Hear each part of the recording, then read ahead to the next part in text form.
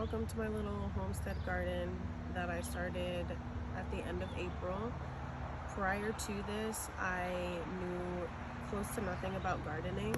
I had planted a couple of things last season and nothing came of them. It was just a learning journey for me, and this is still a learning journey. I started this little homestead because I wanted something different than the traditional idea of success. After becoming a mother, my entire mindset changed on how I wanted to spend my time and how I wanted to raise my child and what I wanted my child to see me doing on a day-to-day basis. And so that's kind of where this stemmed from. And this year, thankfully, this season, I've had a lot of good growth and we're making good progress and making a lot of mistakes along the way. But I'm learning and I'm really proud of how far that I've come and what we've grown so far this season. So obviously it's only the beginning of June and nothing is ready to harvest yet, but our plants are making good progress. Some of them I bought the starters and transplanted into the beds, but I'm really excited to show you what has grown so far and what we have coming. And I just wanted to have something of our own. I wanted to have food that was grown from us, that I knew where it was coming from, that I knew was safe for me and my child and my family to eat. And I don't want to be completely dependent on someone else or something else anymore. And so that's kind of the motivation behind starting all of this and continuing to expand it piece by piece. So come walk our garden with me. Okay, so first in these beds, I planted in these beds that we made last year first. Last year I tried to grow some cold weather crops, but they did not survive all of the snow, unfortunately. So I just replanted in these beds this year, and so here we have peas that are doing really well. We have some ferns growing in and around the beds that need to be pulled. I don't know if anybody knows, but ferns grow like crazy and they've just been running all over the yard and I've been having to constantly pull them. I'm not sure about like a long-term solution for the ferns, but I just keep pulling them out of the garden so that they don't overrun the garden. Okay, so our peas are getting to the point where they're going to need something to climb. They're getting to that length where they're kind of wobbling over and lying to the side. And so I think that I'm just going to find some sticks from the yard as straight as possible and give them something to climb here in about a week or so, so they don't end up falling and lying over and their growth will then be stunted here. Okay, and then planted here we have beets and radishes. They're doing pretty well. The only thing about these is that I planted them very, very densely. They're a little bit too close together. So eventually when they mature a little bit, I will thin them out so that they don't end up competing for space. But they're growing, and that's a good thing. In our back two beds, we have carrots, a little bit slower than the others. These are also carrots here. These are doing pretty well. November-ish, we will have some pumpkins that will be ready to harvest. With all of these raised beds that I have, I originally planted all seeds in them, but I thought that I planted them too deep, so I ended up transplanting and replanting over the original seeds that I planted, and now we just kind of have everything starting to grow. The bigger ones that you see are honeydew melon that I bought and then transplanted into these beds, but now we have some tomatillo that I originally planted seedlings starting to grow in here as well.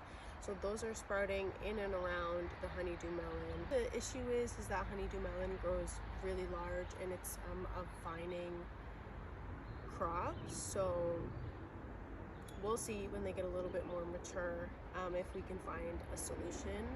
Maybe to keep both of them, maybe not. Okay, these are my peppers. I planted jalapeno peppers. These were transplanted, bought and transplanted. And then in the back are bell peppers, but there are a few little bell pepper seeds that are starting to sprout now, that I planted in here. So hopefully those grow along with the transplanted plants, but they look healthy, they're perky, wonderful. I'm super happy about that. And then in this other side of the larger bed, I don't know if you guys can see this, but I have some tomatoes beginning to sprout. I do have tomatoes that I bought and transplanted in pots over in the front of the yard, but I thought that I would give it a shot growing them from seed as well. And they're starting to sprout. They look pretty good. It's taking a long time. It feels like forever, but they're there. I did plant some flowers around the outside edges, so those are just now starting to sprout. And then in here we have zucchini. This is one of the things that I planted from seed that originally did well. So my zucchini are growing here. I think that I might have planted too many in one bed. But here we have my spaghetti squash that I transplanted. And then around me you see a bunch of pots. Some of them are flowers, some of them are herbs.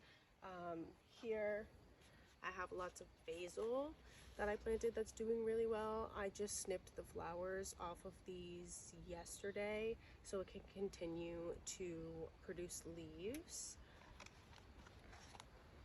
And then I have a few basil plants left here that I'm going to transplant into bigger pots as well. That's on my to-do list. And then we have flowers, we have herbs. These are just getting started. And the flowers here, again, probably planted a little bit too densely. Going to have to thin them out so that they don't die. And these will go into bigger and individual pots as well. So this is my last raised bed. I'm so happy that they survived. They're doing very well.